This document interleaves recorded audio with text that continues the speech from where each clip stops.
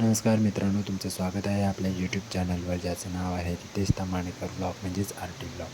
मस्त मुसळधार पाऊस पडतोय, वाराही खूप वाहतोय आणि थंडगार वातावरण झालेलं आहे. पाऊस कमी झाला म्हणून म्हटलं शेतात जाऊया, शेतीची कामं कशी चालू आहेत ते बघूया. म्हणून मी शेतात आलो आहे आणि ही आमची शेतातली विहीर आहे. मे महिन्यामध्ये पूर्ण खाली गेली होती आणि 2-3 वेळा पाऊस पडला तशी तुडुंब भरली आहे. नमस्कार मित्रांनो, पावसाळ्याची सुरुवात झाली आहे आणि शेतीची कामंही सुरू झाली आहेत. तर चला आज शेतीची कामं कशी चालू आहेत ते बघूया. हे असं तरव सगळं आधी पेरून घेतात आणि नंतर ते काढून, आता काढलं आहे, काढून ते दुसऱ्या ठिकाणी लावतात. आता हे पेंडी असत ते मी आता घेऊन जाते.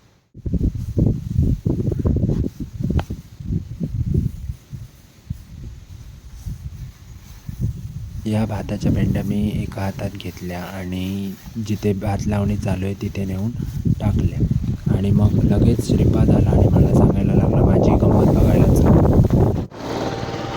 श्रीपाद पोवान दाखवता कसं तो बघूया काय करता कौतुकाती.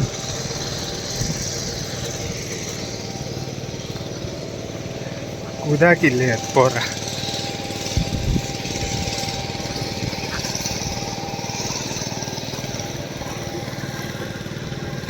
शिरा मारल्यावर आयता काय डुक्कर म्हणत. ह्यो डुक्कर, श्रीपाद डुक्कर.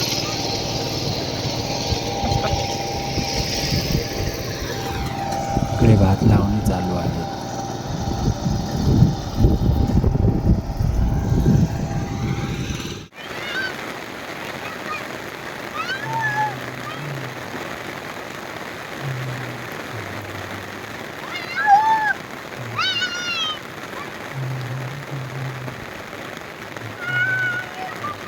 हे चिंचाचं झाड बरेच वर्षात ते झाड आहे आणि आता त्या पावसात वाऱ्याने वाटतं ते एक साईड कोसळली, पडलं ते एक साईड.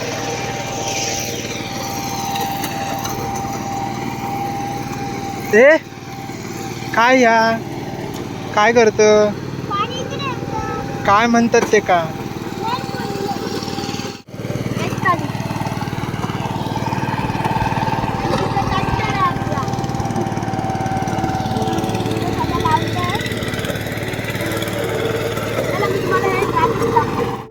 इकडे एकाडी भाताची भात लावणी चालू आहे आणि आम्ही ह्या पेंड्या त्या त्या ठिकाणी टाकतोय म्हणजे त्यांना उचलून त्या लावता येतील.